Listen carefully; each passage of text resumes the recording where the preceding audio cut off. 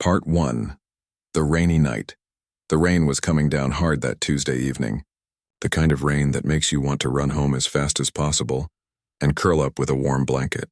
Robert Chen was doing exactly that, rushing toward his black car where his driver was waiting. His expensive leather shoes were getting ruined by the puddles, but he didn't care. He just wanted to get home. Robert was a successful man. At 45 years old, he owned a software company that made millions every year.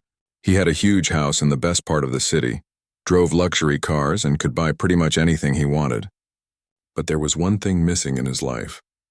Something that money couldn't fix. He had always wanted a family of his own. A child to come home to, someone to share his life with. His marriage had ended 5 years ago. His ex-wife wanted different things in life, and they had never been able to have children. Since then, Robert had thrown himself into his work. Meetings, conferences, deals. That's all his life had become. Work, work, and more work. He barely noticed anything else around him anymore. But tonight was different. As his driver opened the car door, Robert's eyes caught something. Or rather, someone. In the alley next to his office building, he saw a small figure sitting against the wall. At first, he thought it might be a pile of old clothes or trash bags. But then the pile moved. It was a little girl. She couldn't have been more than 7 or 8 years old. She was sitting under a piece of torn cardboard, trying to protect herself from the rain. Her clothes were too big for her tiny body, hanging loose like they belonged to someone else. Her hair was wet and messy, sticking to her face. Robert stopped walking. His driver looked confused, waiting by the open car door. The smart thing would be to just get in the car and go home. This city was full of homeless people. You couldn't help everyone. That's what Robert always told himself when he saw people on the streets. But something about this little girl made him pause. Maybe it was because she was so young. Maybe it was because she reminded him of the daughter he never had. Whatever it was, Robert found his feet moving toward the alley instead of toward his car. The girl looked up as he approached. Her eyes were bright green, standing out against her dirty face. Those eyes looked tired, too tired for a child. They were the eyes of someone who had seen too much sadness, too much struggle. Robert felt his heart squeeze in his chest. "Hey there," he said softly, trying not to scare her. "Are you okay?" The girl just stared at him. She didn't answer. She was holding something close to her chest. A stuffed rabbit. It was gray and old, with one ear missing and the other hanging by a thread. The rabbit looked almost as worn out as the girl herself. "Are you hungry?" Robert asked, crouching down so he was at her eye level. The wet ground was soaking through his expensive pants, but he didn't care anymore. The girl nodded slowly. It was a small movement, but it was enough. In that simple nod, Robert saw everything. Her hunger, her loneliness, her fear, and somehow he also saw hope. Hope that maybe this stranger might actually help her. "Come on," Robert said gently, extending his hand. "Let's get you something to eat. And get you out of this rain." The girl hesitated. Robert could see her thinking, weighing her options. Should she trust this man? Was he safe? She had probably learned not to trust people easily. Living on the streets taught you that lesson fast. After what felt like forever, she slowly reached out and placed her small, cold hand in his. Her hand was so tiny, so fragile. Robert felt something shift inside him. This wasn't just about buying a meal for a hungry child. This was something bigger. Something that would change his life. He helped her stand up. She was even smaller than he thought, barely reaching his waist. She kept holding that stuffed rabbit tight with her other hand, like it was the most precious thing in the world. To her, it probably was. Robert's driver looked shocked when he saw them approaching the car. His boss, the serious businessman who never talked to anyone on the street, was holding hands with a homeless child. The driver started to say something, but Robert shook his head. "Not now. No questions right now. There's a diner 2 blocks from here," Robert said to his driver. "Take us there, please." As they drove through the rainy streets, Robert glanced at the girl sitting next to him. She was looking out the window, watching the city lights blur past. She still hadn't said a word. But that was okay. They had time. For the first time in years, Robert felt like he had all the time in the world. The diner was warm and bright when they walked in. The smell of coffee and fresh bread filled the air. A few customers looked up when they entered, their eyes moving from Robert's expensive suit to the girl's ragged clothes. Robert ignored them. He led the girl to a booth in the corner away from the stairs. "Order anything you want," he told her, handing her the menu. Anything at all. The girl looked at the menu like it was written in a foreign language. Her lips moved slightly as she tried to read the words. Robert realized she might not be a strong reader. Or maybe she just wasn't used to having choices. How about pancakes? He suggested. And hot chocolate? Her eyes lit up at that. It was the first real expression he'd seen on her face. She nodded eagerly. When the food arrived, the girl ate slowly at first, like she wasn't sure if it was really all for her. Then hunger took over and she ate faster. Robert ordered more food, toast, eggs, orange juice. He wanted to make sure she was really full. As she ate, he studied her face. Underneath all the dirt and tiredness, she was a beautiful child. She had delicate features and those striking green eyes. Someone had loved this child once. Someone had taken care of her. What had happened to bring her to the streets? "What's your name?" Robert asked gently. The girl swallowed her food and looked at him. For a moment, he thought she wouldn't answer. Then in a voice barely above a whisper, she said, "Sophie?" "Sophie," Robert repeated, smiling. "That's a beautiful name. I'm Robert." "Thank you for the food, Mr. Robert," Sophie said quietly. "Just Robert is fine," he said. "Sophie, do you have somewhere to sleep tonight? Somewhere safe?" Sophie shook her head. Her eyes dropped to the table. "I sleep in different places. Sometimes behind the bakery where it's warm, sometimes in the park. What about your parents?" Robert asked carefully. "Your family?" And that's when Sophie's story began to unfold. Slowly, between bites of food and sips of hot chocolate, she told him everything. Her mother had died 6 months ago. Got sick and couldn't afford the medicine. Sophie didn't have a father or anyone else. No grandparents, no aunts or uncles. Just her and her mom. And now just her. She was scared of foster care because the older kids on the street told her scary stories about it. So she ran. She'd been surviving on her own ever since, doing small jobs when she could. Returning shopping carts for spare change. Helping people carry groceries. Whatever it took to get a little money for food. Robert listened, and with every word his heart broke a little more. This child had been through so much. More than any child should ever have to face. And she was still here, still fighting, still surviving. "Where did you get the rabbit?" Robert asked, pointing to the stuffed animal still clutched in her arms. Sophie's face softened. "My mom gave it to me on my 6th birthday. It's the last thing I have from her. His name is Oliver." "Oliver is lucky to have you taking such good care of him," Robert said. Sophie smiled. It was small, but it was real. And in that moment, looking at this brave little girl with her stuffed rabbit and her sad story, Robert made a decision. He didn't know how he was going to do it. He didn't know if it was even possible, but he knew one thing for certain. He wasn't going to let Sophie go back to those streets. Not tonight, not ever. This child deserved better. She deserved a home. She deserved a father. And maybe, just maybe, he deserved a daughter. "Sophie," Robert said slowly, "how would you feel about coming home with me tonight? I have a big house with lots of rooms. You could take a warm bath, sleep in a real bed. We can figure everything else out tomorrow." Sophie looked at him with those wise, tired eyes. "Why would you help me?" It was a fair question. Robert thought about it for a moment. "Because you deserve help. Because every child deserves to be safe and warm and loved. And because I think we both need each other." Sophie didn't say anything for a long time. She just held Oliver close and looked at this stranger who was offering her something she thought she'd never have again. Hope. Finally, she nodded. Okay, one simple word. But it was the beginning of everything. Part 2. A new beginning. The drive to Robert's house took about 20 minutes. Sophie sat quietly in the back seat, still holding Oliver the rabbit. She watched the city change outside the window. The buildings got nicer. The streets got cleaner. The cars got more expensive. She'd never been to this part of the city before. When they pulled up to Robert's house, Sophie's eyes went wide. It wasn't just a house. It was huge, like the houses she'd seen on TV. It had big white pillars in the front, a large garden, and lights that made everything glow warm and golden. She couldn't believe people actually lived in places like this. "This is your house?" she asked, her voice full of wonder. "Yes," Robert said, feeling a bit embarrassed. He'd never really thought about how big his house was until now. "It's too big for just one person, honestly. It'll be nice to have someone else here." Inside, the house was even more impressive. Shiny floors, tall ceilings, beautiful furniture. Everything looked expensive and perfect. Sophie was almost afraid to walk on the clean floors with her dirty shoes. She stood by the door, unsure of what to do. "Come on in," Robert said gently. "Don't worry about the floors. They can be cleaned." His housekeeper, Mrs. Chen, came out from the kitchen. She was an older woman who had worked for Robert for 10 years. When she saw Sophie, her mouth fell open in surprise. Robert had never brought anyone home, especially not a homeless child.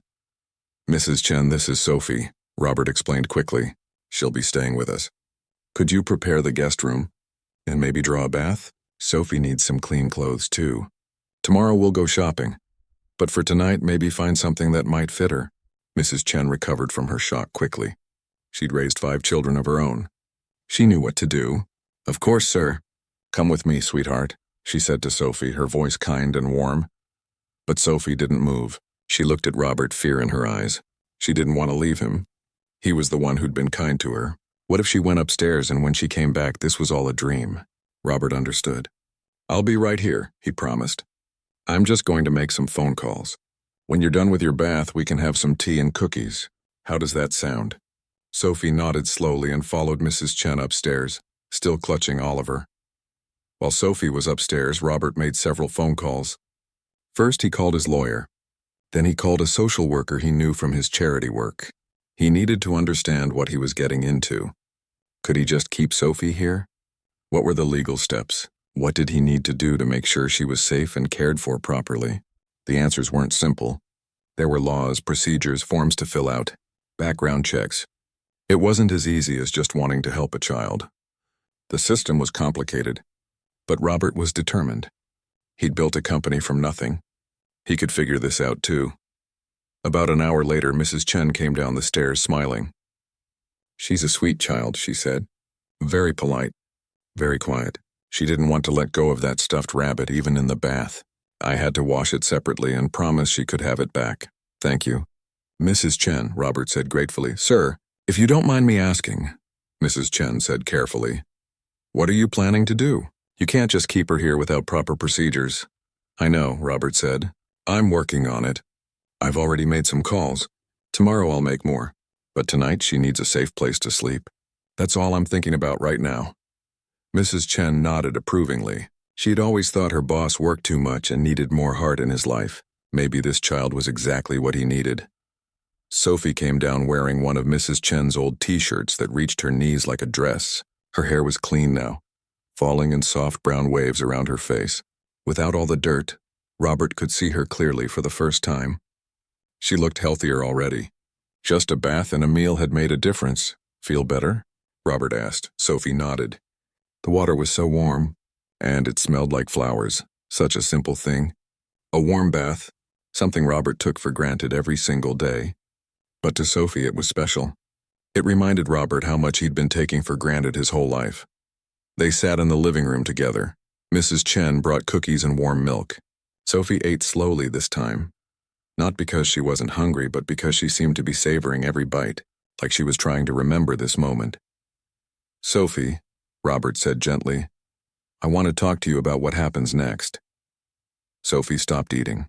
She looked scared again. "Do I have to go back to the streets?" "No," Robert said firmly. "Absolutely not. But we need to do things the right way. Tomorrow I'm going to talk to some people who can help us. Social workers. They're people whose job is to make sure children are safe and taken care of."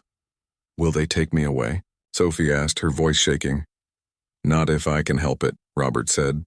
"I want you to stay here, Sophie. I want to take care of you. But there are rules we have to follow. Legal things. It might take some time. You might have to stay in a temporary place for a little while until all the paperwork is done. But I promise you I will not give up. I will do everything I can to bring you home." "Home." Sophie repeated the word like she wasn't sure what it meant anymore. "Yes, home," Robert said. "This can be your home, Sophie, if you want it to be." Sophie looked around the beautiful room. Then she looked at Robert, then down at Oliver in her lap. "I want that," she whispered. "I really want that." "Then we'll make it happen," Robert promised. That night, Robert showed Sophie to the guest room. It was bigger than any place she'd ever slept. The bed was huge and soft with fluffy pillows and a thick comforter. There was a desk, a bookshelf, and a big window that looked out over the garden. "Is this really where I'm sleeping?" Sophie asked in disbelief. "Yes." And tomorrow we'll get you some proper pajamas and clothes that actually fit, Robert said. Do you need anything else? More water? Another blanket? Sophie shook her head. She climbed into the big bed, still holding Oliver. She looked so small in that huge bed, so vulnerable. Robert, she said as he was about to turn off the light. Yes? Why are you being so nice to me? You don't even know me. Robert came back and sat on the edge of the bed. It was a good question, one he'd been asking himself all evening. You know what, Sophie? I've spent my whole life building a company, making money. I have everything a person could want, except the one thing that really matters. Someone to share it with, someone to care about. When I saw you tonight in that alley, something inside me just knew you needed help. And I needed you. Does that make sense? Sophie thought about it. I think so. My mom used to say that sometimes people come into your life exactly when you need them, like it's meant to be. Your mom sounds like she was a very wise woman, Robert said. She was, Sophie said sadly. I miss her so much, I know you do. And it's okay to miss her. It's okay to be sad, but I also think she'd want you to be safe and happy, and I'm going to do my best to make sure you are. Sophie's eyes started to close. The warm food, the bath, and the soft bed were all catching up with her. Thank you, Robert, she mumbled sleepily. Good night, Sophie, Robert said softly. He turned off the light and quietly left the room, leaving the door slightly open in case she needed anything. That night, Robert couldn't sleep. He lay in his own bed staring at the ceiling, thinking about everything that had happened. Just this morning, he'd woken up like any other day. He'd gone to work, had meetings, made deals. It had been a completely ordinary day, and then it wasn't. One decision to stop and help, one choice to care, and now his whole life was different. He had a child sleeping down the hall, a child who was depending on him. It was terrifying. He didn't know the first thing about being a father. What if he messed it up? What if he couldn't give her what she needed? But then he remembered those green eyes looking up at him in the rain. He remembered her small hand in his. He remembered her saying, I want that, when he talked about home. And he knew, no matter how hard it got, he'd made the right choice. Around 3 a.m, Robert heard a sound, crying. He got up quickly and went to Sophie's room. She was sitting up in bed, tears streaming down her face, clutching Oliver tight. Sophie, what's wrong? Robert asked, rushing to her side. I had a bad dream, she sobbed. I dreamed I was back on the streets. That this was all pretend. That I woke up and you were gone. Hey, it's okay, Robert said, sitting on the bed. I'm right here. This is real. You're safe, promise? Sophie asked through her tears. I promise, Robert said. I'm not going anywhere. And neither are you. Without thinking, Robert did something he'd never done before. He hugged her, and Sophie hugged him back, holding on tight like he was her anchor in a storm. They stayed like that for a long time. A lonely man and a scared little girl, both finding something they'd been missing. Can you stay until I fall asleep? Sophie asked. Of course, Robert said. He sat in the chair next to her bed, and slowly Sophie drifted back to sleep. Robert stayed there all night, watching over her, making sure she knew someone was there. Someone cared. Someone would protect her. As the sun started to rise, painting the sky pink and orange, Robert made a silent promise. To Sophie, to himself, to whatever force had brought them together. He would move mountains if he had to. He would fight through all the paperwork, all the legal hurdles, all the challenges, because this child deserved a father, and he finally understood that. Part 3, Fighting the System. The morning sun was bright when Sophie woke up. For a few seconds, she forgot where she was. Then she saw the big room, the soft bed, and Oliver tucked under her arm. It was real. All of it was real. She heard voices downstairs. Adult voices talking seriously. Slowly, Sophie got out of bed and crept to the top of the stairs. She could hear Robert talking to someone. I understand there are procedures, Ms. Johnson, Robert was saying. But surely there's something we can do quickly. She can't go into the general foster system. She's been through enough. Sophie's heart sank. Were they sending her away already? She sat on the top step, hugging her knees, trying not to cry. A woman's voice responded. Mr. Chen, I appreciate what you're trying to do. But we have protocols for a reason. We can't just place a child with someone because they have a nice house and good intentions. We need background checks, home studies, psychological evaluations. These things take time. How much time? Robert asked, and Sophie could hear the frustration in his voice. Months. Maybe 6 months. Maybe longer. That's too long, Robert said firmly. What happens to Sophie during those months? She'll be placed in a foster home. We have several good families who take emergency placements. Sophie felt sick. Another temporary place. Another family that wasn't really hers. She'd been through this before, right after her mom died.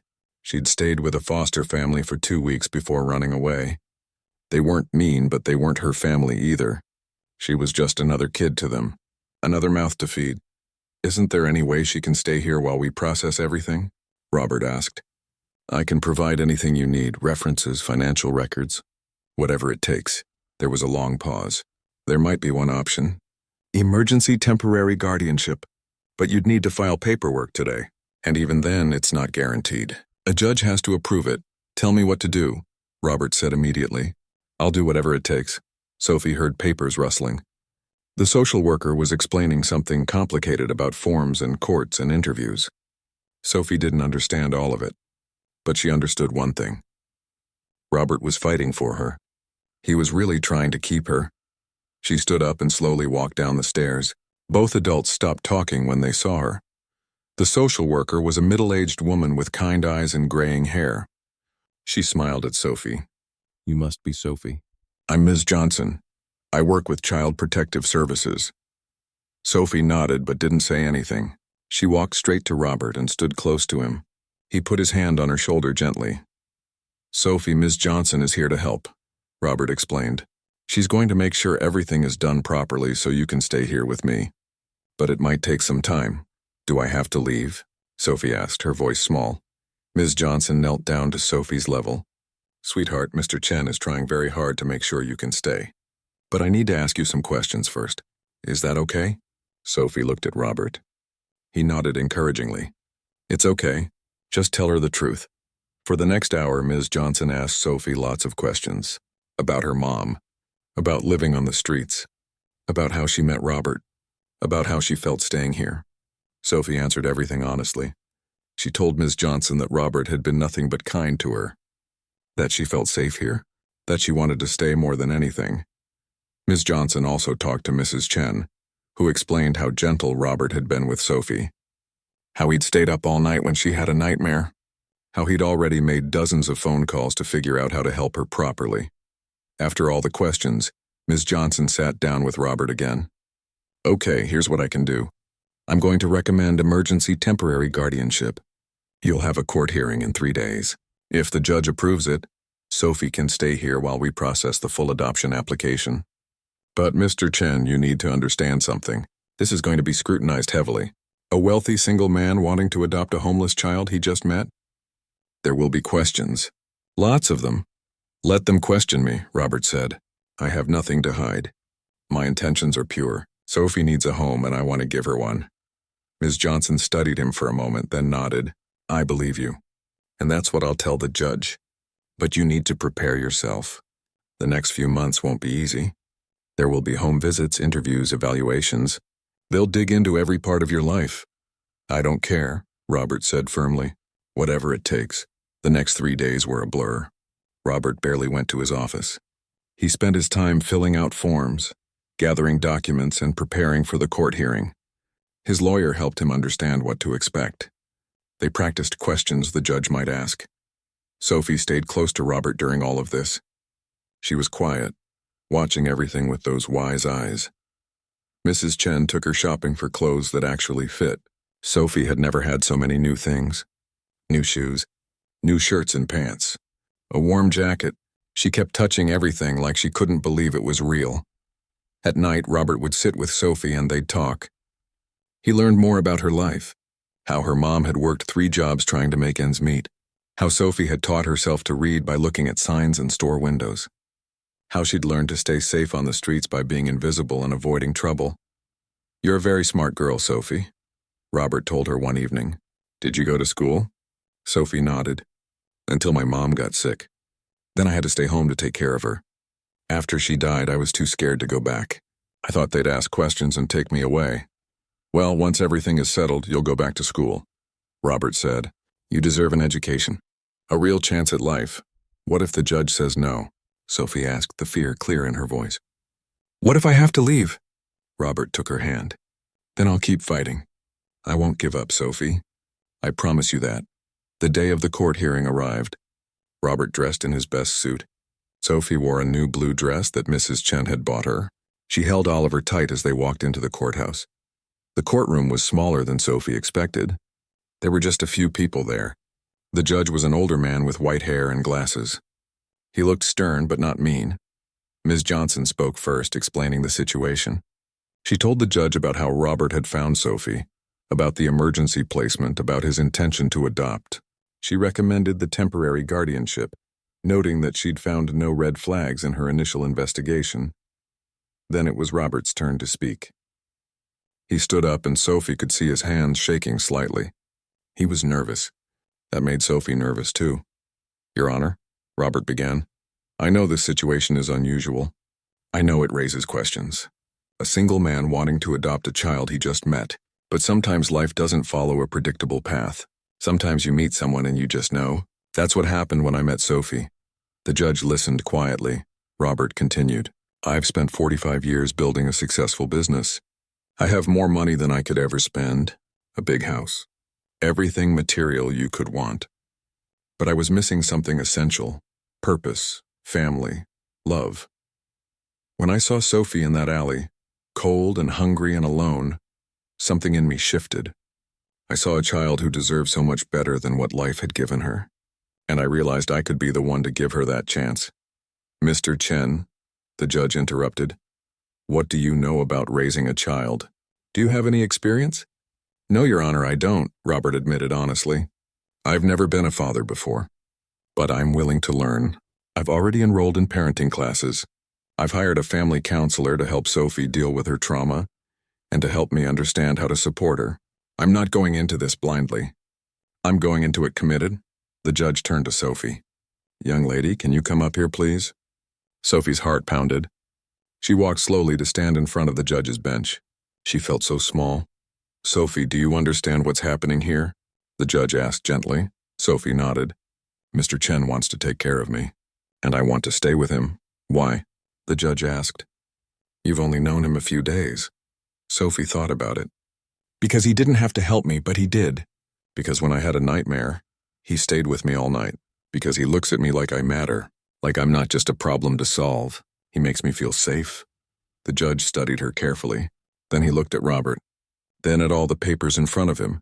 This is highly irregular, the judge said finally. But Ms. Johnson's report is favorable, and I can see that both of you want this. Mr. Chen, I'm going to grant temporary guardianship for 6 months. During that time, you'll continue with the adoption process. There will be regular home visits and evaluations.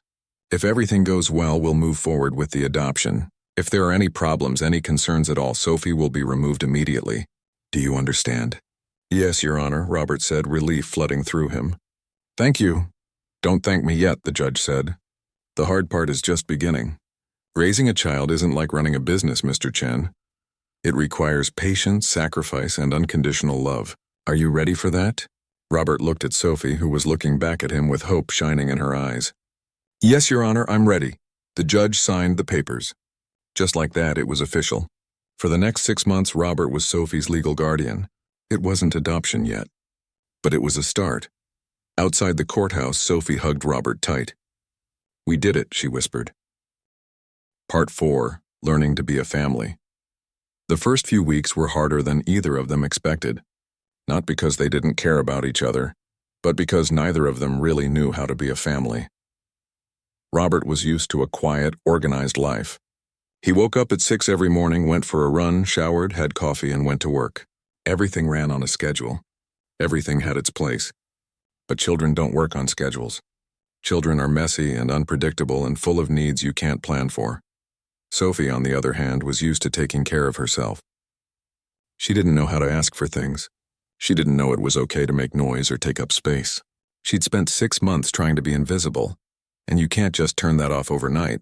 The first real challenge came on a Monday morning. Robert had an important meeting at work. He'd arranged for Mrs. Chen to watch Sophie, but when it was time for him to leave, Sophie panicked. Where are you going? She asked, her voice shaking.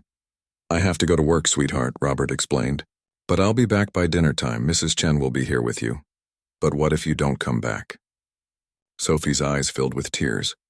What if something happens? Robert's heart broke. Of course she was scared. Every important person in her life had left. Her father, whoever he was, had never been there. Her mother had died. Why would she believe he'd come back? He knelt down and took her hands. Sophie, I will always come back. I promise you.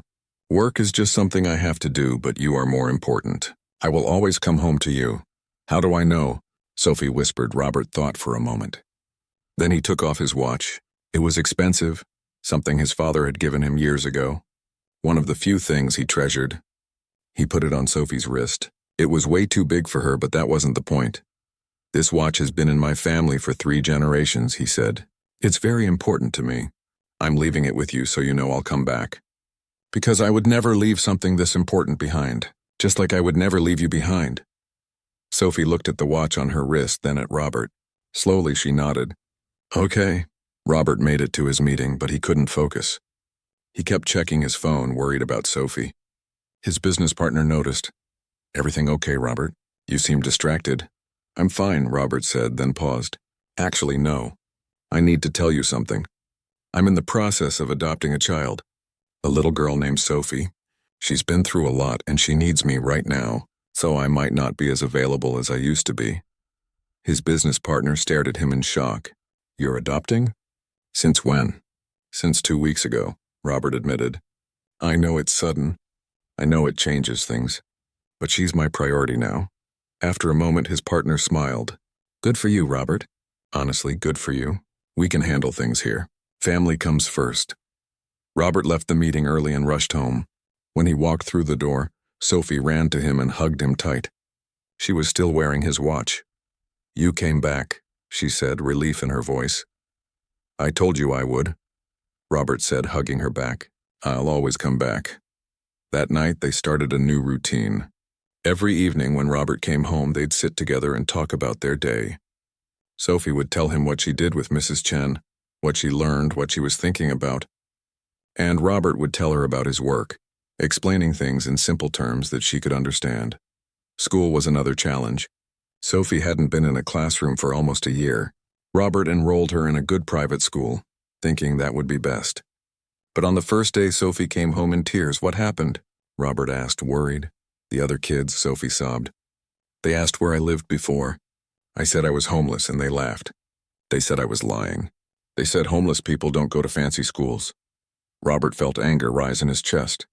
How could children be so cruel? But then he realized they were just repeating things they'd heard from adults. They didn't understand. Sophie, listen to me, he said gently. What you went through, surviving on the streets, taking care of yourself, that makes you stronger and braver than any of those kids. They laughed because they can't imagine it. They've never had to be that strong. But you have. And that's something to be proud of, not ashamed of. But I don't want to be different, Sophie said. I just want to be normal. You are normal, Robert assured her. You're a smart, kind, amazing girl who's had some hard experiences. That's part of your story, but it's not all of who you are. They talked to the school counselor, who spoke to Sophie's class about empathy and kindness. Some kids apologized. Others just ignored Sophie. But slowly she started to make a few friends. There was a girl named Hannah who sat with her at lunch.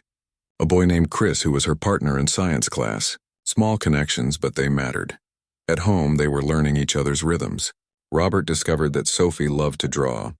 He bought her art supplies and she'd spend hours sketching. She drew pictures of her mom, of Oliver the rabbit, of the new life she was building. Robert hung her drawings all over the house, proud of every single one. Sophie discovered that Robert couldn't cook to save his life. One night, Mrs. Chen had the evening off and Robert tried to make dinner. He burned the pasta and somehow set off the smoke alarm. They ended up ordering pizza and laughing about it. It was the first time Robert had heard Sophie really laugh, and the sound was beautiful. My mom couldn't cook either, Sophie giggled. We ate a lot of sandwiches. Well, maybe you can teach me what your mom made, Robert suggested. We can learn together. The home visits from Ms. Johnson came regularly. She'd watch how Robert and Sophie interacted. She'd ask Sophie questions privately about how she felt, if she felt safe, if she had everything she needed. Every time Sophie would say the same thing. She was happy. She felt safe. She wanted to stay. But not everything was easy. Sophie still had nightmares. Sometimes she'd wake up screaming, thinking she was back on the streets. Robert would hear her and rush to her room, holding her until she calmed down. He never complained, never made her feel bad about it. He just stayed with her, reminding her she was safe. "I'm sorry," Sophie would say. "I'm sorry I keep waking you up." "Don't ever apologize for that," Robert would tell her. "I'm your dad. Being there when you're scared is my job. It's what I'm supposed to do." One day, about 2 months into their journey, something shifted. Robert came home from work and found Sophie in the kitchen with Mrs. Chen, helping make dinner. She was wearing an apron that was way too big, her hair pulled back, concentrating hard on cutting vegetables. "Hey there," Robert said, surprised. "What's all this?" "We're making stir-fry," Sophie announced proudly. "Mrs. Chen is teaching me. I wanted to surprise you." Robert felt emotion well up in his chest. Sophie was settling in. She was comfortable enough to help in the kitchen, to plan surprises, to think about making him happy. She was acting like this was really her home. Dinner that night was delicious, but more importantly, it was filled with laughter and conversation. They talked about Sophie's day at school, about a funny thing that happened at Robert's office, about what they should do that weekend. They were becoming a family. Not a perfect family, but a real one. After dinner, they watched a movie together on the couch. Halfway through, Sophie fell asleep, her head on Robert's shoulder. He looked down at her peaceful face and felt overwhelming love. This child who'd been a stranger just weeks ago was now the center of his world. He carried her to bed, tucking her in carefully. As he was about to leave, Sophie stirred. "Robert?" she murmured sleepily. "Yes, sweetheart." "Can I call you Dad?" Robert froze. His throat tightened with emotion. "Sophie, you can call me whatever makes you comfortable." "I want to call you Dad," she said, more clearly now. "Is that okay?" Robert sat on the edge of her bed, taking her hand. "It would be the greatest honor of my life." Sophie smiled, her eyes closing again. "Good night, Dad." "Good night, Sophie," Robert whispered, his voice thick with tears. He sat there for a long time after she fell asleep, just watching her breathe. This small person had changed everything. His whole life had been about business, about success, about making money. And it had all felt so empty. But this felt right. This felt like what he was meant to do. The next morning, Sophie came down to breakfast and immediately said, "Good morning, Dad." Robert couldn't stop smiling all day. Ms. Johnson noticed the change during her next visit. "You two have really bonded," she observed with approval. "Sophie seems much more comfortable, more secure." "We're figuring it out," Robert said. "It's not always easy, but it's worth it." "The adoption board will want to do their evaluation soon," Ms. Johnson told him.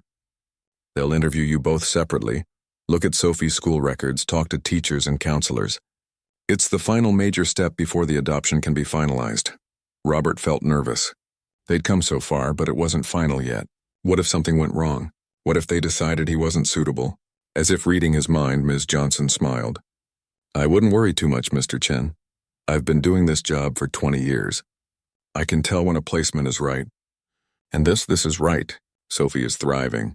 You're committed. I'll be recommending full approval." Relief washed over Robert. They were really going to make it. Sophie was going to be his daughter. Not just temporarily, forever. That weekend, Robert took Sophie to the park. She'd never been on a real playground before. Part 5, Facing the World Together. 3 months had passed since Sophie came into Robert's life. The adoption evaluation was scheduled for next week, and both of them were nervous but hopeful. Everything had been going well. Sophie was doing better in school, making more friends, and most importantly, she was happy. But life has a way of testing you just when things start feeling comfortable. It started at the company fundraiser. Robert's business hosted a big charity event every year. Important clients, investors, and business partners all attended. It was fancy, formal, and usually boring. But this year was different. This year, Robert decided to bring Sophie. "Are you sure about this?" Mrs. Chen asked, helping Sophie into a beautiful green dress that matched her eyes. "These events can be overwhelming. Lots of people, lots of questions." "She's part of my life now," Robert said firmly. "I'm not going to hide her or pretend she doesn't exist.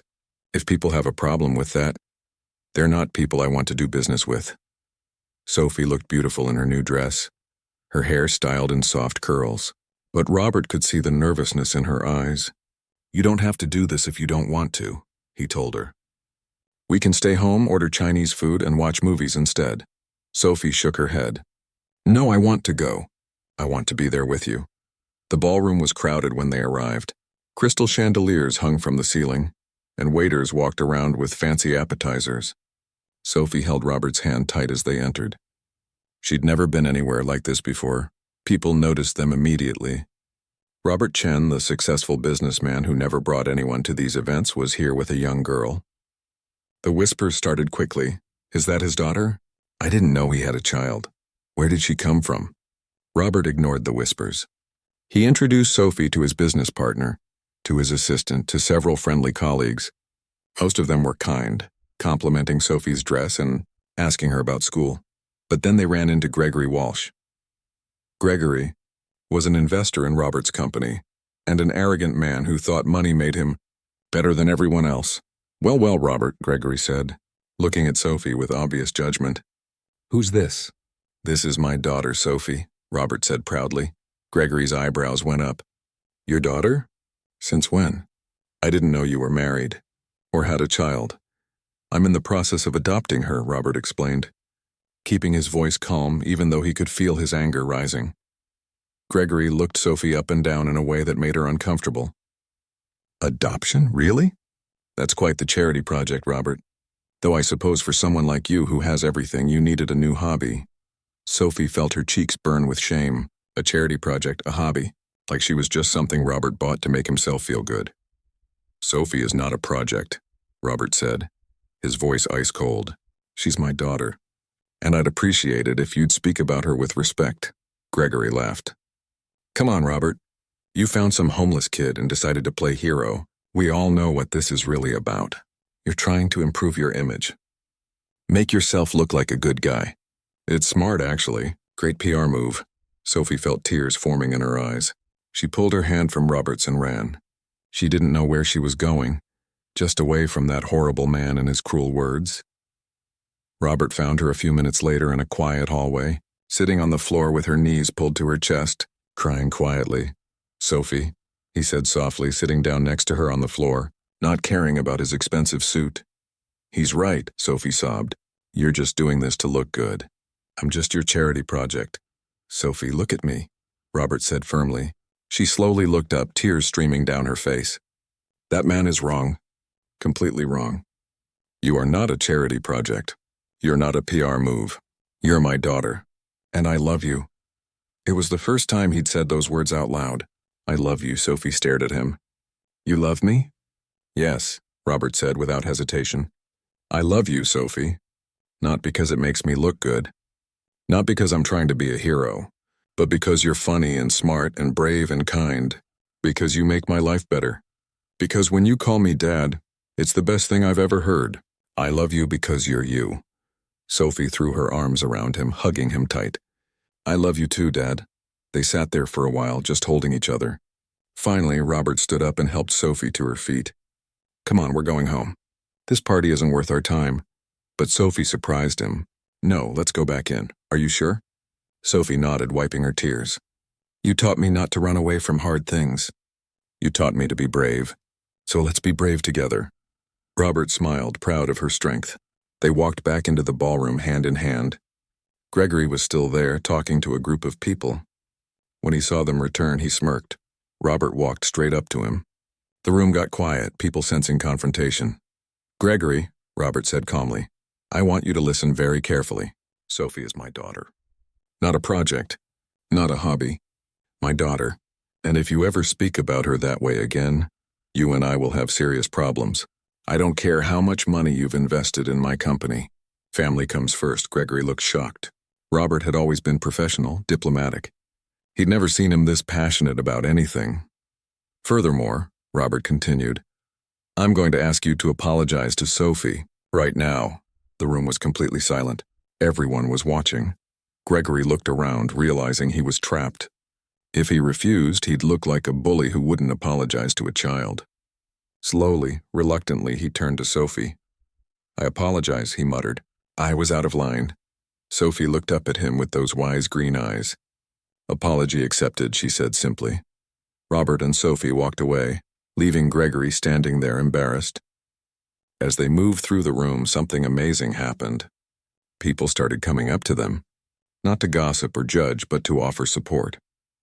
Robert's assistant told them about her adopted brother and how adoption had changed her family for the better. A client shared that he'd grown up in foster care. Another woman praised Robert for opening his heart and his home. Not everyone was kind, but enough people were. And Sophie realized something important. There would always be people like Gregory who didn't understand, who judged, who said mean things. But there were also good people. People who saw love for what it was, no matter how it came to be. The next challenge came a few days later at Sophie's school. There was a family tree project. Every student had to create a poster showing their family history. Sophie stared at the assignment sheet, feeling lost. She didn't know her father. She barely remembered her grandparents from when she was very little. And Robert's family? She didn't know them either. His parents had passed away years ago, and he didn't have siblings. That evening, she sat at the kitchen table, the blank poster board in front of her, looking defeated. "What's wrong?" Robert asked, sitting down next to her. Sophie explained the assignment. "I don't know what to put." "I don't have a normal family tree." Robert thought for a moment. "Who says family trees have to be normal? Let's make one that tells our real story." Together, they worked on the project. They put Sophie's mom on the tree, honoring her memory. They put Robert on it as her father. They added Mrs. Chen, who Sophie wrote was like a grandmother. They added Sophie's new friends from school.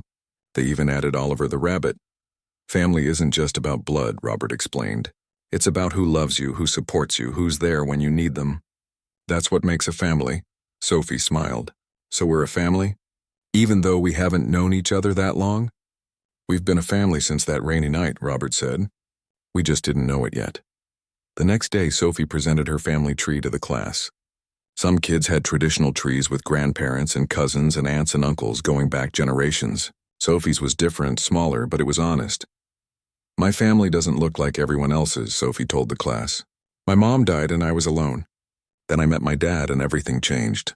Our family is new, but it's real. And it's mine." Her teacher had tears in her eyes. Several students clapped.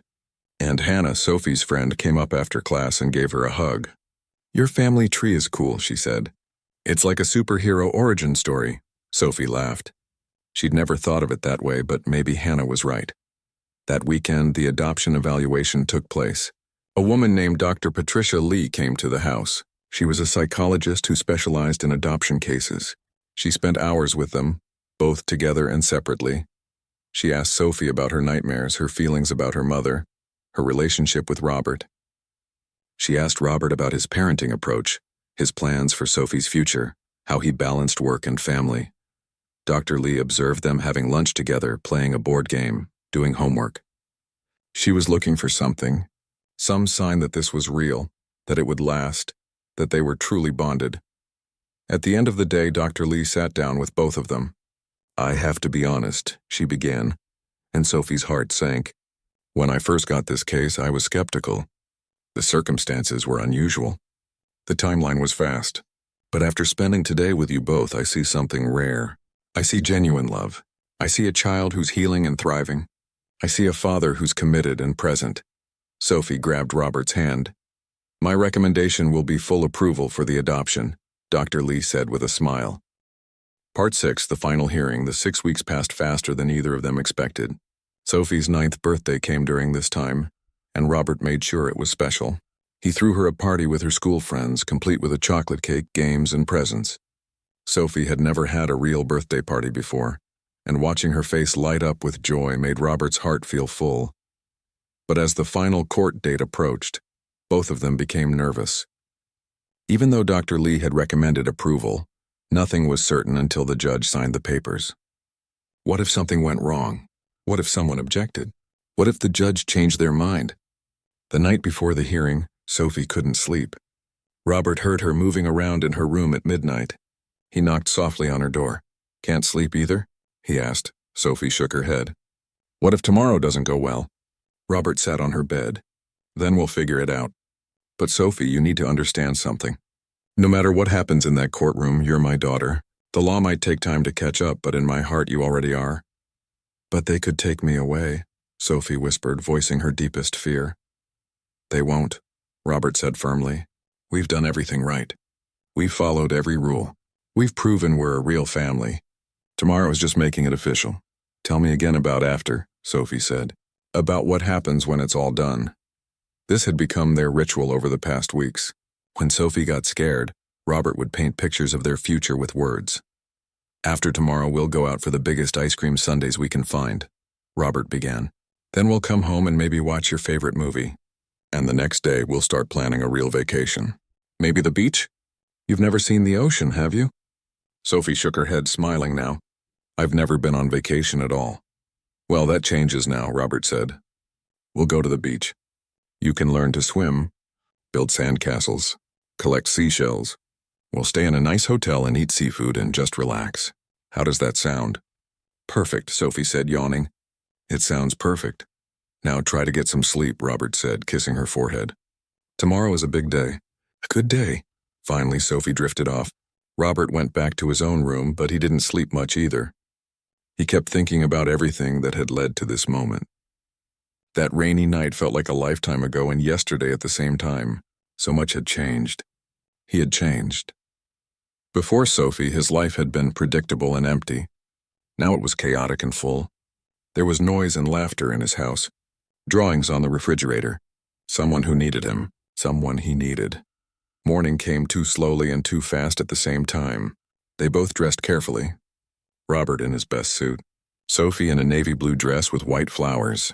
She insisted on wearing the watch Robert had given her that first morning, even though it was still too big for her wrist. For luck, she explained. Mrs. Chen made them breakfast, but neither could eat much. Finally, it was time to go. The courthouse was the same one where they'd had the temporary guardianship hearing 6 months ago. It felt right to be back here, closing the circle. Ms. Johnson met them in the hallway. She'd been their advocate through this whole process, and she was smiling. Today's the day, she said warmly. How are you both feeling? Nervous, Sophie admitted. That's normal, Ms. Johnson assured her. But there's nothing to worry about. I've seen the judge's notes. Everything looks good. They waited in the hallway for their case to be called. Other families were there too. Some were adopting babies. Others were adopting older children like Sophie. One couple was adopting 3 siblings at once. Everyone looked nervous and excited and hopeful. Finally, their names were called. They entered the same courtroom where they'd been before. The same judge was presiding. He looked up when they entered and actually smiled. Mr. Chen, Sophie, he greeted them. Good to see you both again. Please sit down. The hearing was surprisingly informal. The judge had read all the reports. Dr. Lee's evaluation, Ms. Johnson's recommendations, Sophie's school records showing her progress. Letters of support from Robert's colleagues and even from some parents at Sophie's school. Sophie, the judge said kindly, I want to ask you some questions. Is that okay? Sophie nodded, sitting up straight. Are you happy living with Mr. Chen? Yes, sir, Sophie said clearly. Very happy. Does he treat you well? Take care of you? He's the best dad anyone could ask for, Sophie said, and Robert felt his eyes water. And you want him to be your legal father? You understand what adoption means? That he'll be your parent forever? Yes, sir, Sophie said. That's what I want more than anything. The judge nodded, satisfied. He turned to Robert. Mr. Chen, I have to say, when you first came before me 6 months ago, I had concerns. The situation was unusual. But reading these reports, seeing how Sophie has thrived under your care, I have no doubts now. You've proven yourself to be exactly what this child needed. Robert couldn't speak. He just nodded, too emotional for words. Adoption is a serious commitment, the judge continued. It's not like a business deal you can walk away from. This is forever. Are you prepared for that? For all the challenges that come with raising a child? Yes, Your Honor, Robert said, finding his voice. More than prepared. Sophie isn't a commitment I'm making. She's the best decision I ever made. Being her father is the greatest privilege of my life. The judge smiled. That's what I wanted to hear. He picked up his pen and began signing papers. Then it's my pleasure to grant this adoption. As of today, Sophie is legally your daughter. Congratulations to you both. Just like that, it was done. 6 months of waiting, of worrying, of proving themselves. And now it was official, legal, permanent. Sophie looked at Robert with tears in her eyes. Really? It's really done? It's really done, Robert said, pulling her into a hug. You're my daughter now, forever. They held each other, both crying happy tears. Miss Johnson was crying too. Even the judge looked emotional. You two are going to be just fine, the judge said. Some of the best families are the ones we choose for ourselves. Outside the courtroom, they took official photos. Sophie holding her new birth certificate that listed Robert as her father, both of them holding the adoption decree. Ms. Johnson insisted on getting pictures with them too. I don't usually get this attached to cases, she admitted, but you two are special. I'm so happy for you both. Robert's assistant had come to the hearing to support them. His business partner was there too. Even Mrs. Chen had taken the day off to be present. They all celebrated together, these people who had become part of their family story. As promised, they went for ice cream afterward, the biggest sundaes the shop had. Sophie got chocolate and vanilla with hot fudge, whipped cream, sprinkles, and a cherry on top. She ate until she couldn't eat anymore, grinning the whole time. Is this the happiest day of your life? Robert asked. Sophie thought about it seriously. It's tied with the day you found me. That day gave me hope. Today gave me forever. Robert had to look away, overwhelmed with emotion. This child had such wisdom, such a beautiful way of seeing the world. How had he gotten so lucky? That evening, they had a quiet celebration at home. Just the three of them, Robert, Sophie, and Mrs. Chen. They had Sophie's favorite dinner, spaghetti with meatballs. Mrs. Chen had made a special cake that said, "Welcome home forever." Sophie, I have something for you, Robert said after dinner. He handed Sophie a small wrapped box. Sophie opened it carefully. Inside was a delicate gold necklace with a pendant. The pendant was shaped like a heart, and inside was a tiny photo. On one side was a picture of Sophie's mother. On the other side was a picture of Robert and Sophie together. So you always have both of us close to your heart, Robert explained. Your mom will always be part of you, Sophie. I'm not trying to replace her. I just want to be here for you going forward. Sophie started crying again. Happy tears, sad tears, grateful tears all mixed together. Thank you, Dad. It's perfect. Robert helped her put the necklace on. Sophie touched it gently, looking at both pictures. Her past and her present. Her loss and her new beginning. That night, Robert tucked Sophie into bed one more time. But it felt different now. There was a permanence to it. A security. She was his daughter.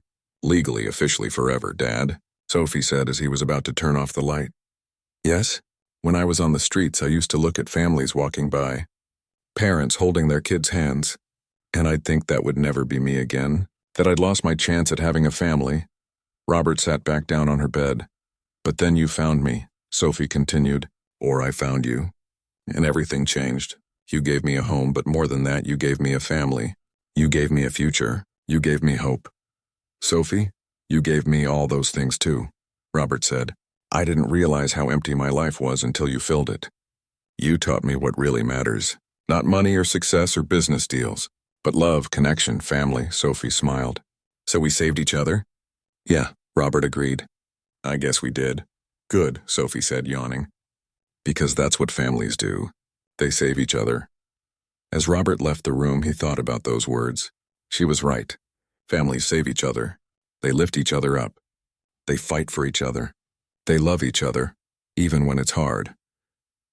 He'd spent his whole life climbing to the top of the business world thinking that was success. Part 7, Growing Together. 2 years passed. 2 years of homework and bedtime stories.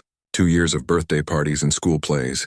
2 years of building a life together. Sophie was now 11 years old, and she'd grown in ways that amazed Robert every single day. The shy, scared girl who'd hidden in that alley was gone. In her place was a confident young person who loved math and art, who had real friends, who laughed easily and dreamed big. She still had hard days. She still missed her mother. But she was healing, growing, thriving. One Saturday morning, Sophie came down to breakfast with a serious look on her face. Robert was making pancakes, something he'd actually learned to do pretty well over the past 2 years. Dad, I've been thinking about something, Sophie said, sitting at the kitchen counter. That sounds serious, Robert said, flipping a pancake. What's on your mind? You know how lucky I am, right? To have you. To have this house. To have everything I have? Robert nodded, curious where this was going. Well, there are other kids out there who aren't lucky like me, Sophie continued. Kids who are still on the streets. Still hungry, still scared, and I want to help them. Robert turned off the stove and gave Sophie his full attention. That's a beautiful thought. What did you have in mind? I want to start something, Sophie said, her eyes bright with passion. Like a program or a foundation or something, to help homeless kids. Give them food, clothes, a safe place to go. Help them find families like I found you. Robert felt pride swell in his chest. His daughter wasn't just thinking about herself. She was thinking about others. She wanted to turn her pain into purpose. I think that's an amazing idea, Robert said, and I'll help you however I can. Over the next few weeks, they worked together on the project. Robert taught Sophie about nonprofits, about fundraising, about organization. Sophie brought the heart and the vision. She knew what homeless kids needed because she'd been one. They decided to call it Second Chances. Sophie designed the logo herself, a drawing of two hands reaching for each other. One hand pulling the other up. Because that's what you did for me, Sophie explained. You reached down and pulled me up, and now we can help others do the same. Robert helped Sophie set up the foundation properly. He donated the initial funding. But Sophie insisted on learning how to write grant proposals and ask for donations. She wanted it to be real, not just something her rich dad paid for. They started small, a monthly distribution of food and hygiene supplies in the area where Robert had found Sophie. Sophie insisted on being there personally, handing out packages, talking to the kids, letting them know that someone cared. The first time they went, Robert was nervous. Would it be too hard for Sophie being back in that neighborhood? Would it bring back bad memories? But Sophie was focused and strong. She talked to a girl about her age who was living in a tent with her mother. She gave a teenage boy information about a shelter that could help. She hugged a little kid who reminded her of herself 2 years ago. On the drive home, Sophie was quiet. Are you okay? Robert asked. I'm sad, Sophie admitted, but I'm also grateful. Grateful that I got out, that I found you, and I'm determined. I'm going to help as many of them as I can. Word spread about Second Chances. Sophie did a presentation at her school about homelessness and her own experience. Some kids were mean about it, but most were inspired. Her school started a donation drive, collecting clothes and supplies. A local news station heard about Sophie's story and wanted to do a feature. At first, Robert was protective. He didn't want Sophie to be exploited or to have her privacy invaded. But Sophie wanted to do it. If telling my story helps other kids, then it's worth it, she said. The interview aired on a Tuesday evening. Sophie told her story with honesty and grace. She talked about losing her mother, about living on the streets, about being scared and alone. And then she talked about the rainy night when a stranger stopped and changed her life. The camera showed Robert, and you could see the love and pride on his face as Sophie spoke. My dad taught me that one person can make a difference, Sophie said to the interviewer. He made a difference for me, and now we're trying to make a difference for other kids who need hope. The response was overwhelming. Donations poured in. Volunteers signed up. Other families who'd adopted children reached out to share their stories. Second Chances grew from a small operation to something real and impactful. But success brought new challenges. Sophie became recognizable in the community. Most people were kind, but some weren't. At school, a group of girls started gossiping about her. She just tells her sob story to get attention, Sophie overheard one girl say. And her dad's probably only helping to make himself look good, another added. Sophie tried to ignore it, but it hurt. She came home one day looking defeated. What happened? Robert asked immediately. Sophie told him about the girls at school, about their comments, about how it made her feel like maybe she shouldn't talk about her past anymore. Robert sat down with her, thinking carefully about what to say. Sophie, here's something I've learned. When you do good things, when you try to make a difference, some people won't understand. Some people will criticize. That's their problem, not yours. But what if they're right? Sophie asked. What if I'm just looking for attention? Are you? Robert asked gently. Sophie thought about it. No, I just want to help other kids not feel as alone as I did. Then that's all that matters, Robert said. The people who matter will understand. The ones who don't, well, their opinions don't define you. The next day at school, instead of hiding, Sophie held her head high. When the girls made another snide comment, she walked right up to them. You can think whatever you want about me, Sophie said calmly. But Second Chances has helped 23 kids in the last 3 months. 23 kids who have food and clothes and hope they didn't have before. So say what you want. I know what matters. She walked away, leaving the girls speechless. And Hannah, her loyal friend, caught up with her and linked arms. That was amazing, Hannah said. Sophie smiled. She was learning to be strong in new ways. Not just surviving strong like she'd been on the streets, but confident strong, standing up for herself strong. That summer, Robert kept his promise from 2 years ago. They went to the beach for vacation. Just the two of them. A whole week of sun and sand and ocean waves. Sophie learned to swim. She was scared at first, but Robert stayed right beside her, encouraging her, catching her when she went under. By the 3rd day, she was swimming on her own, laughing as the waves pushed her around. They built elaborate sandcastles. They collected shells and sea glass. They ate ice cream and seafood and watched the sunset every evening. It was simple and perfect. One night, sitting on the beach watching the stars, Sophie said, "Dad, can I ask you something?" "Always. Do you ever wish things were different? That you'd married someone and had kids the normal way instead of adopting me?" Robert looked at her, surprised by the question. "Sophie, do you know what I used to think about at night before I met you?" "Nothing. My life was work and more work. I'd go home to an empty house, eat dinner alone, fall asleep watching TV. I had everything money could buy and nothing that actually mattered." He picked up a handful of sand, letting it run through his fingers. "You didn't complicate my life, Sophie. You gave me a life, a real one, with meaning and purpose and love. So no, I don't wish things were different. I wouldn't change a single thing." "Not even the hard parts?" Sophie asked. "Especially not the hard parts," Robert said. "Those hard parts taught us both how to be strong, how to be a family. You can't appreciate the good without going through some bad." Sophie leaned against his shoulder, comfortable and content. "I'm glad you stopped that night. I'm glad you saw me. I'm glad too, sweetheart. Best decision I ever made." When they returned home, there was a surprise waiting. The city was honoring Second Chances with an award for community service. They wanted Sophie and Robert to attend a ceremony. The night of the ceremony, Sophie wore a beautiful dress and the necklace Robert had given her on adoption day. She never took it off. Robert wore his best suit and couldn't stop smiling. At the ceremony, they were asked to speak. Robert went first, talking about how Sophie had inspired Second Chances and how proud he was of her compassion and determination. Then it was Sophie's turn. She walked up to the microphone, a little nervous but mostly excited. "2 years ago, I was homeless and scared," Sophie began. "I thought my life was over. But then someone stopped and saw me. Really saw me. Not just a homeless kid, but a person who mattered, who deserved better." She looked at Robert and the audience. "My dad didn't just give me a home. He gave me hope. He showed me that one person caring can change everything. And that's what Second Chances is about, showing kids that someone cares, that they matter, that they deserve better." The audience applauded.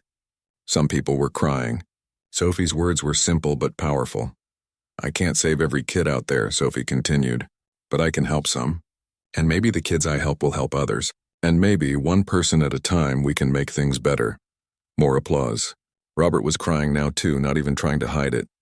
After the ceremony, people came up to Sophie and Robert. Some wanted to volunteer. Others wanted to share their own stories. A few families who'd adopted children thanked them for being an inspiration. Part 8. Full Circle. 5 years had passed since that rainy night. Sophie was now 13 years old, standing on the edge of becoming a teenager. She was taller, more confident, and even more determined to make a difference in the world. Second Chances had grown beyond anything they'd imagined.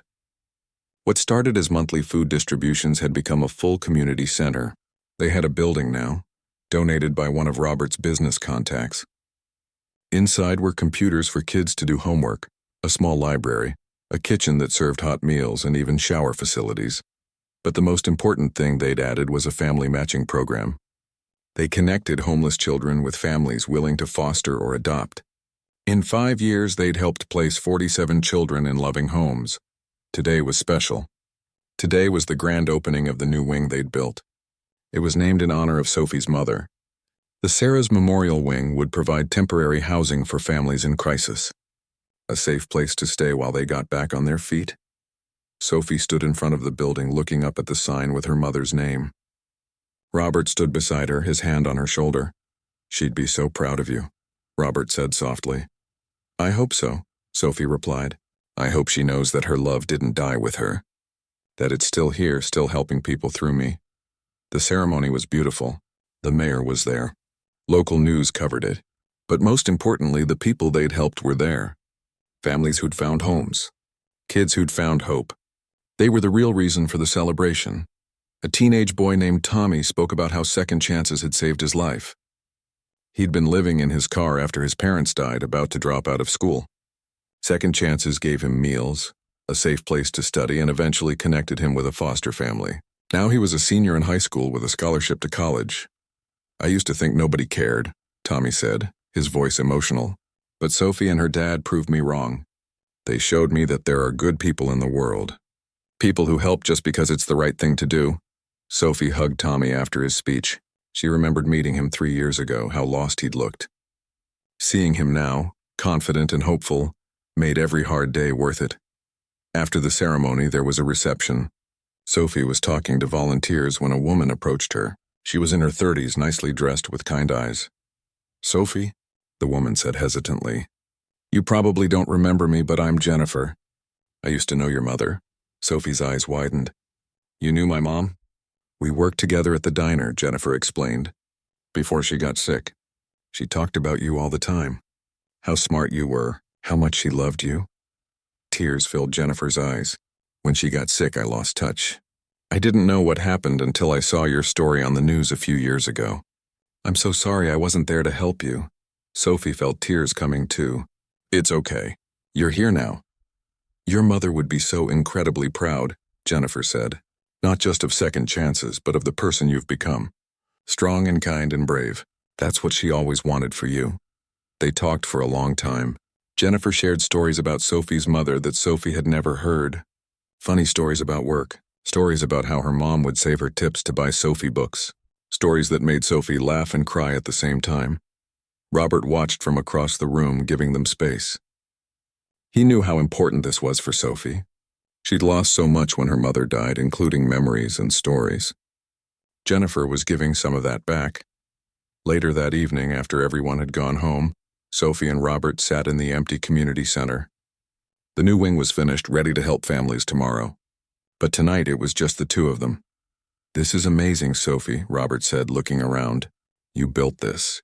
Your vision, your passion, your heart." "We built it," Sophie corrected. "You helped with everything. The funding, the planning, the connections. I couldn't have done it without you." "Maybe," Robert said. "But I wouldn't have done any of it without you. You're the inspiration, Sophie. You're the reason any of this exists." Sophie walked over to the plaque on the wall. It had her mother's name and a quote, "Love doesn't end. It transforms and continues through those we leave behind." "Do you think I'm doing the right thing?" Sophie asked suddenly. "Sometimes I wonder if I should just be a normal kid." "Go to school, hang out with friends, not worry about all this." Robert stood up and joined her by the plaque.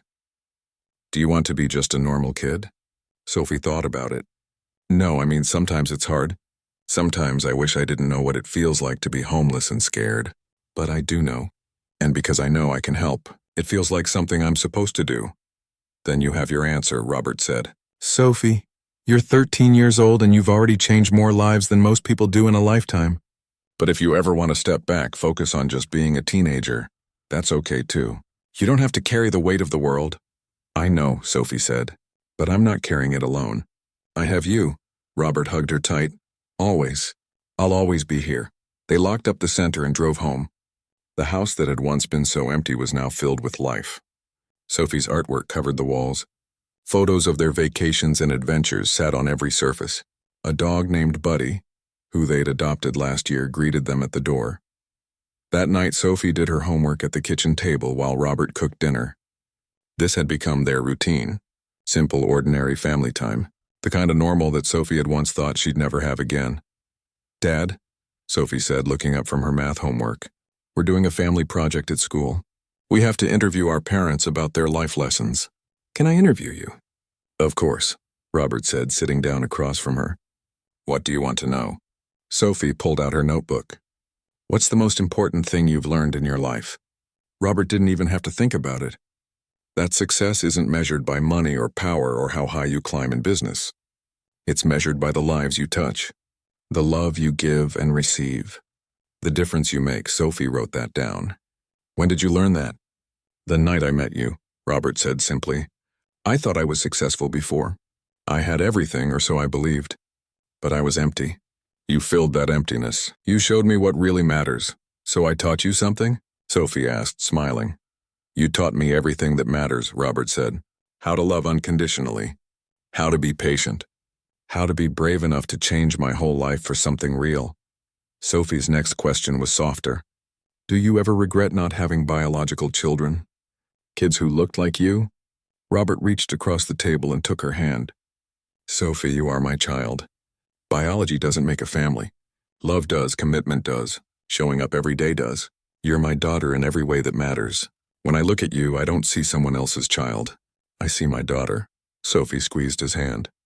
Good answer, she said, trying to joke even though she was clearly emotional. That'll get you an A on my project. They both laughed, and the heavy moment passed. But the truth of Robert's words hung in the air. They were family. Real, true, forever family. The next day was Saturday. Sophie had plans to meet Hannah and some other friends at the mall. Normal teenage stuff. But first she wanted to do something. Dad, can we go somewhere? She asked at breakfast. Sure, where? The alley. Where you found me. Robert looked at her surprised. Are you sure? Sophie nodded. I haven't been back since that night. I think I need to see it. To remember where I came from. They drove to the alley in silence. It looked different in the daylight. Smaller than Sophie remembered. There was still a cardboard box near the wall, though probably not the same one from 5 years ago. Sophie stood where she'd been sitting that rainy night. She remembered how cold she'd been, how scared, how hungry. She remembered seeing Robert approach and thinking he might hurt her or ignore her like everyone else did. I was so scared, Sophie said quietly, of everything. Of being alone, of never having a home again, of dying on the streets like some kids did. Robert stood beside her, letting her process. But then you stopped, Sophie continued.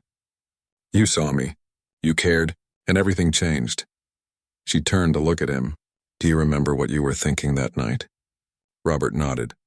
I remember thinking how small you looked, how wrong it was for a child to be in that situation. And I remember feeling this pull like I was supposed to help you, like meeting you wasn't an accident. Do you think it was fate? Sophie asked. That we were meant to find each other? Maybe, Robert said. Or maybe it was just a choice. I made the choice to stop, to care, to help. And you made the choice to trust me, to let me in. Sometimes the biggest moments in life come down to simple choices. Sophie looked back at the alley one more time. I'm glad we both made those choices. Me too, sweetheart. Every single day I'm glad. As they walked back to the car, Sophie felt different. Lighter somehow.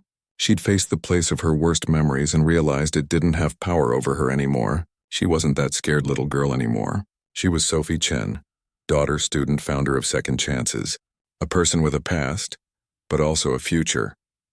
That afternoon, Sophie went to the mall with her friends. They tried on clothes, ate food court pizza, and laughed at silly things. Just normal teenage fun, and it felt good. To be a regular kid even for a few hours.